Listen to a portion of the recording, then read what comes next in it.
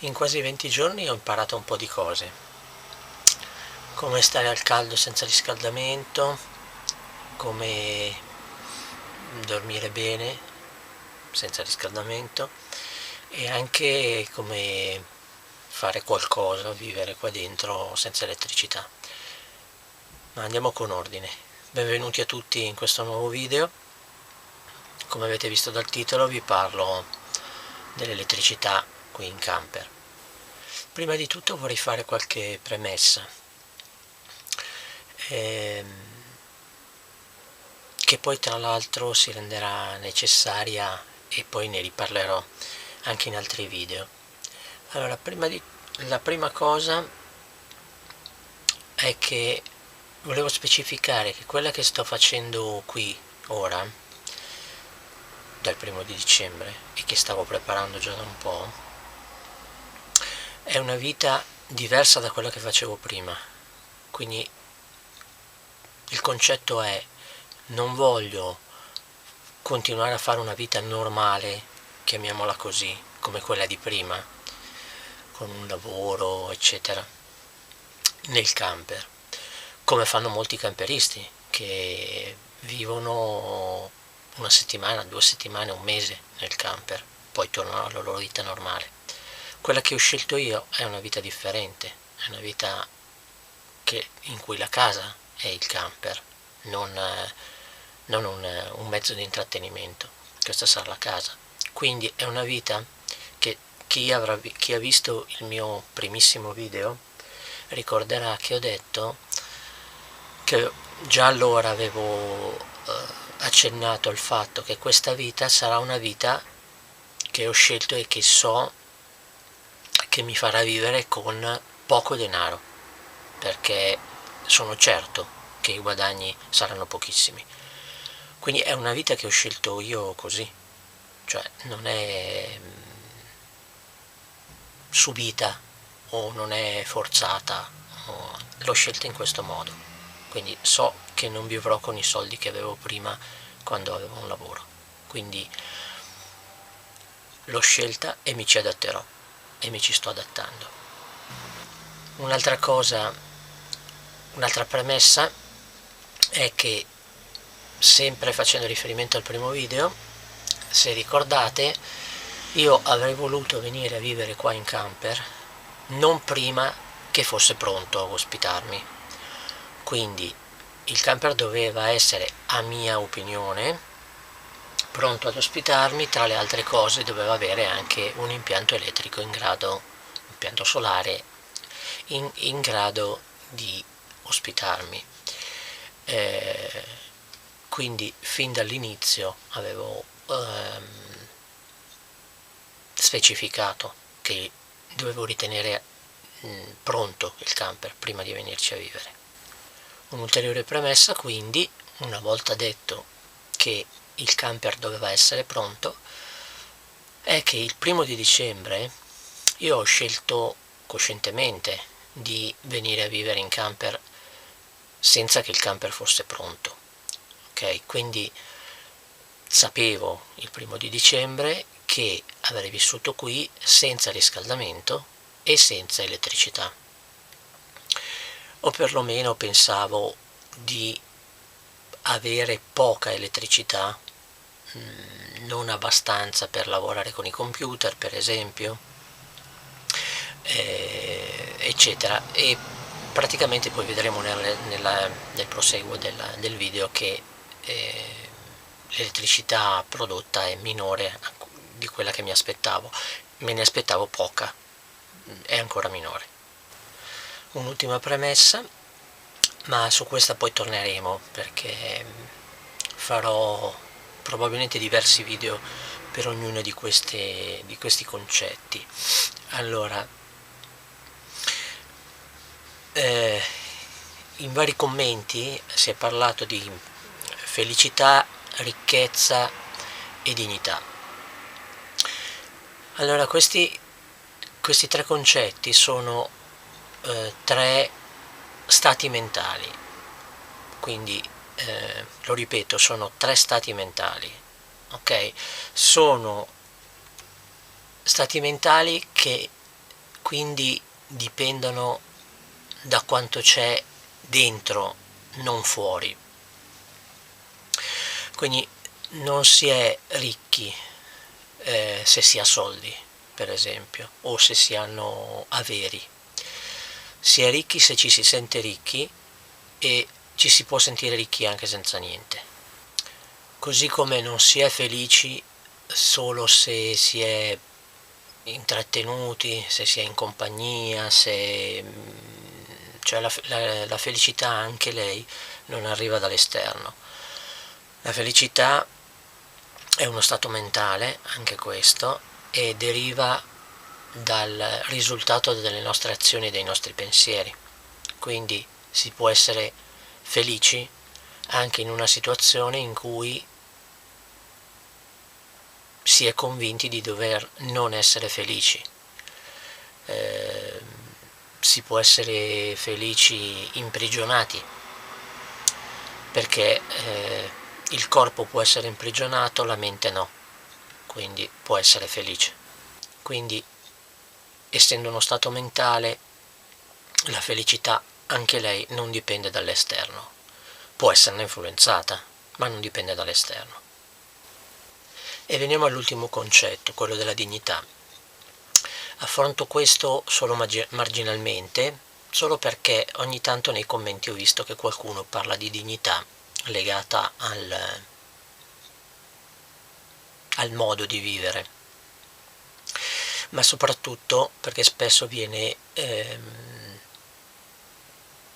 associata al lavoro.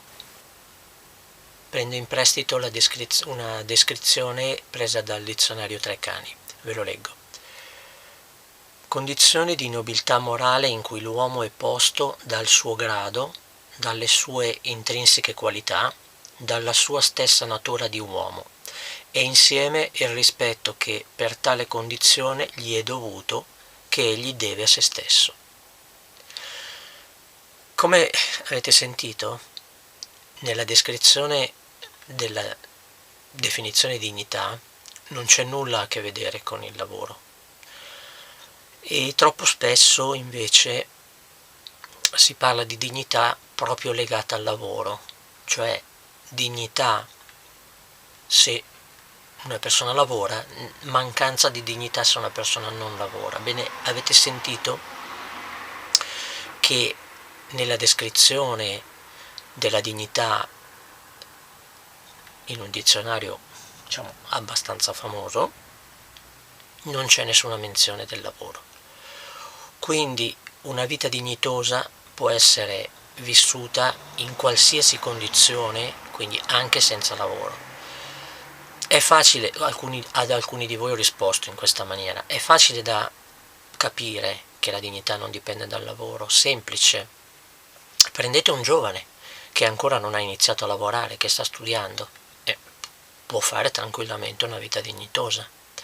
Prendete un anziano non ha più bisogno di lavorare, ha finito il suo periodo di lavoro, ha dato alla comunità quello che doveva dare, ma non per questo, perché non lavora più, non ha più dignità. Oddio, qualcuno viene trattato senza dignità, comunque, in generale, dovrebbe avere ancora la sua dignità. E così via, quindi non perché una persona non ha un lavoro non può vivere una vita dignitosa. Io faccio sempre riferimento al simbolo, diciamo, della persona che vive in una scatola di cartone sotto un ponte. Bene, questa qua è una persona che può tranquillamente vivere una vita dignitosa. Non ha niente, probabilmente non vuole niente, o non è in grado di procurarselo, non ci importa. L'importante è che sia in grado di avere una vita dignitosa, e lo può fare, lo può tranquillamente fare, se vuole. Se ha scelto di avere una vita dignitosa, può averla, anche senza avere niente. Bene, passiamo però alle cose più serie. Passiamo al vero e proprio video. Come avete visto nel titolo del video, il titolo del video non è stato scelto a caso.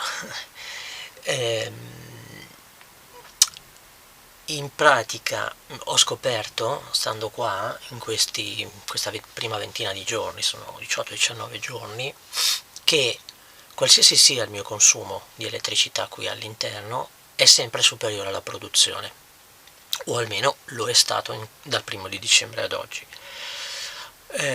Quindi praticamente, tranne appunto tenere accesa qualche luce solo per 10-20 minuti, mezz'ora, qualsiasi altra produzione, qualsiasi altro consumo di corrente è superiore alla produzione.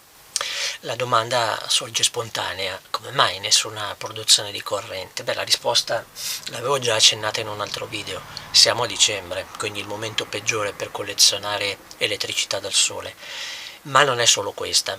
Allora, in questi 18-19 giorni, in totale, ci sono stati 2 giorni di sole, ok? Quindi 2 giorni di sole e 2 giorni di sole di dicembre, quindi sole che non arriva neanche in alto nel cielo, quindi pannello orizzontale, pannello che produce durante il sole penso non più di 1/10 della sua potenza, forse anche meno, non lo so, e poche ore al giorno. Quindi 2 giorni di sole su una ventina di giorni, 18-19 giorni, più 2-3 giorni in cui il sole durante la giornata è uscito per, non so, se dovessi sommare durante tutto il giorno 2-3 ore, non di più, quindi parzialmente abbastanza nuvoloso e usciva solo un momento.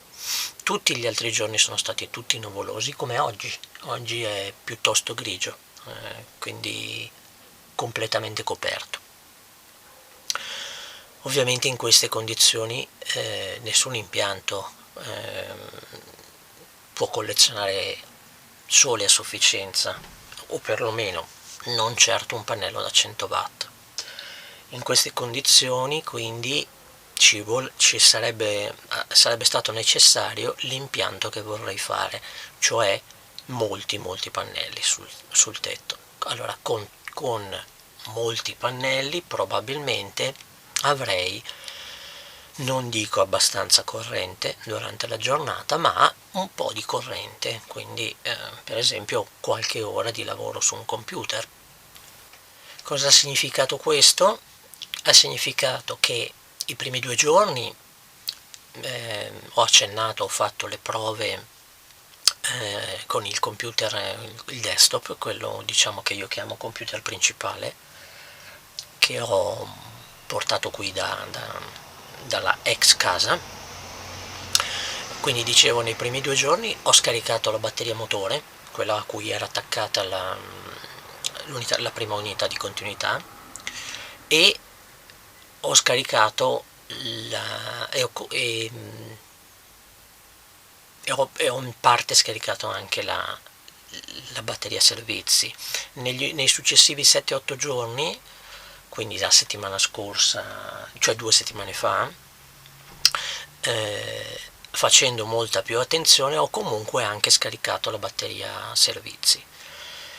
Da allora praticamente nessuna delle due si è più ricaricata, non è mai stata al 100%, quindi ho fatto molta attenzione, non le ho più toccate, non le ho più utilizzate, tranne qualche minuto, ma veramente solo minuti, di luce prima di andare a letto, giusto per vedere quello che faccio, ma senza più tirare giù assolutamente la corrente alle batterie. Malgrado questo, comunque in 20 giorni quello che ha prodotto il pannello non ha mai neanche caricato al 100% una sola batteria. Cosa vuol dire questo? Vuol dire che senza elettricità quindi non posso stare qui, e vuol dire che anche se uso solo 20-30 minuti di luce, di luce all'interno del camper proprio, la sera per esempio per prepararmi ad andare a letto, rischio di scaricare le batterie più di quanto si ricaricano di giorno. Questo vuol dire che le 2 batterie che si sono scaricate nei primi giorni non saranno cariche se non dopo mesi di carica. Ok, quindi sono praticamente inutilizzabili qui, se non solo per qualche minuto di luce. E questo mi porta alla situazione attuale, dove fino al 30 novembre faccio questo ragionamento, no?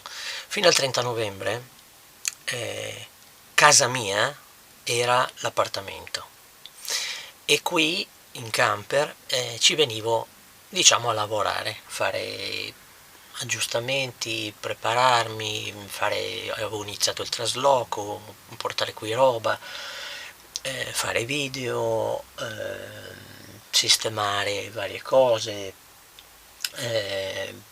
insomma stavo preparando il camper a viverci, quindi dormivo, mangiavo eccetera a casa in appartamento e venivo qui, diciamo, a lavorare. Dal 1 di dicembre la cosa si è invertita, quindi ora casa mia è questa, è il camper, dove praticamente vivo se non ho da fare video, se non ho da usare il computer, quindi praticamente mai, e poi dormo.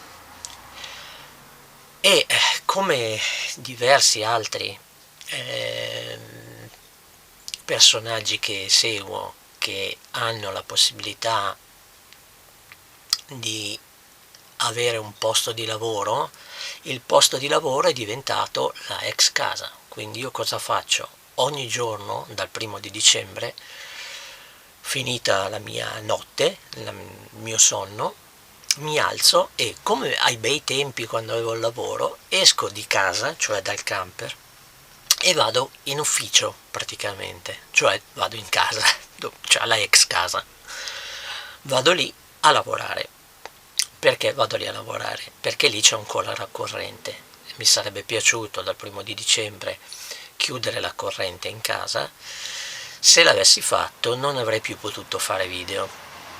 Ok, quindi ora sono diciamo forzato a considerare casa questa, il camper, e lavoro, ufficio, chiamiamolo, la ex casa dove abitavo prima. Quindi io tutte le mattine esco di casa, vado al lavoro a piedi, sto lì la giornata a lavorare con il computer e a fare quello che devo fare per guadagnare qualche spicciolo per sopravvivere. Dopodiché, finita la giornata di lavoro, torno qua in casa e praticamente, visto che sono senza corrente, quello che faccio è andare a letto, perché non posso fare molto altro qua per ora. Quindi, come ho accennato, il concetto è: siccome ho scelto di venire a vivere qui in camper il 1 dicembre, sapendo che il camper non era pronto a ospitarmi, sapevo che la corrente poteva essere poca. Speravo fosse poca, non niente, però mi devo adattare. Questo vuol dire che dal 1 di dicembre ad oggi avrei voluto disdire prima possibile la fornitura di elettricità a casa, e non lo posso fare perché, appunto, ripeto, se lo facessi non potrei più lavorare, non potrei più guadagnarmi quel poco che riesco a guadagnarmi con le mie attività in internet eccetera, non potrei più fare video, non potrei fare più niente, perché io vivo di computer praticamente, quindi non potrei proprio riuscire a fare più niente.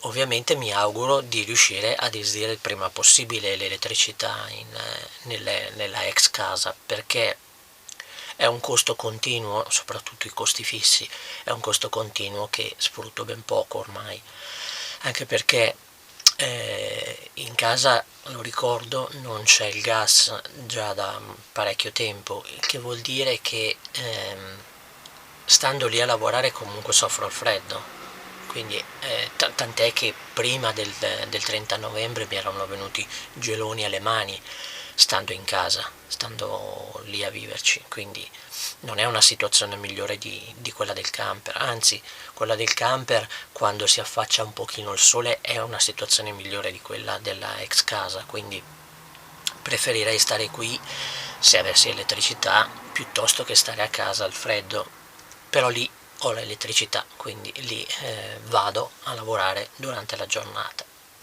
Quindi ecco qual è la situazione, quindi come dicevo vivo qua in camper e vado a lavorare in ufficio e diciamo che sono più o meno tornato alla routine di quando avevo un lavoro, ma la routine di un po' tutti, no? Che si vive in casa, ci si sveglia la mattina e ci si prepara per andare a lavorare, si esce di casa, si sta fuori casa a volte tutto il giorno e poi si torna quasi solo per dormire, per mangiare e dormire. Ho ripreso quella vecchia routine in un certo senso.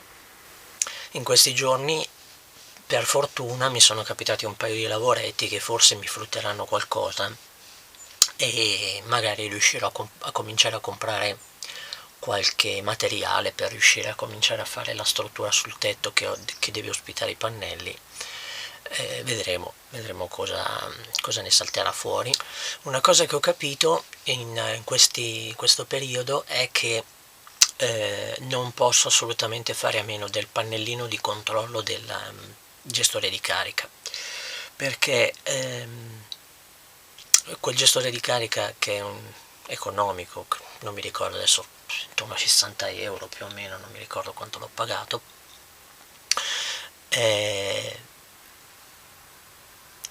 non ha indicazioni chiare su cosa sta facendo durante il normale funzionamento.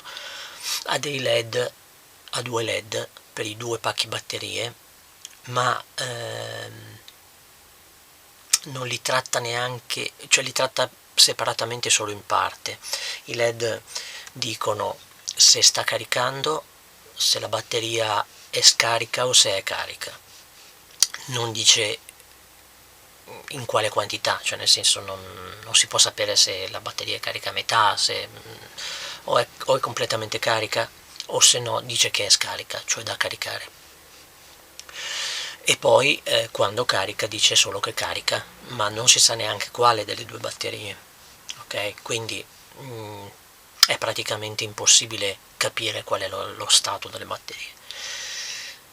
Io più di una volta per misurare le batterie ho staccato i cavi e misurato con il tester le batterie, però questo mi fa venire anche il dubbio che poi essendo un'elettronica diciamo economica, quella del gestore di carica, potrebbe diciamo incasinarsi il ciclo di carica delle batterie, quindi non è il massimo continuare a staccare e attaccare le batterie per verificare qual è il livello, quindi sono obbligato ad acquistare appunto un pannellino di controllo. Poi trovate i link in descrizione di tutti e due gli oggetti, sia il gestore di carica che il pannellino di controllo. Dicevo, acquistare quel pannellino di controllo sperando che mi dia qualche informazione in più, almeno il livello di carica, questo per evitare di rovinare le batterie, perché se non le controllo continuando a staccare i cavi non so a che punto stanno con la carica, quindi non so quanto le posso utilizzare, quindi non so quanto le sto scaricando, quindi qual è il livello di carica. Quindi assolutamente devo pensare di acquistare quell'oggettino. Non costa poco, costa intorno ai 35-40 euro, però è indispensabile perché altrimenti rischierei di rovinare le batterie che costano molto di più, quindi è un investimento per salvaguardare lo stato delle batterie, insomma la salute delle batterie. Dovrò per forza acquistarlo. Ok, direi che per questo video più o meno vi ho raccontato come stanno le cose, quindi per riassumere vivo qui, dormo qui, però tutte le mattine, come tutti i lavoratori, esco di casa, vado a lavorare e torno la sera quando ho finito di lavorare, quasi solo per dormire. E nelle prossime puntate, nei prossimi video, vi parleremo dei computer, spiegherò meglio cosa significa per me lavorare con il computer e perché ne ho tanto bisogno, e del clima qua dentro, vivendo qui. Niente, per questo video è tutto, vi ringrazio tutti dei commenti, delle visualizzazioni eccetera, e di tante buone parole di preoccupazione della mia salute o del mio stato diciamo di come abito qui. E grazie a tutti, ai prossimi video, ciao.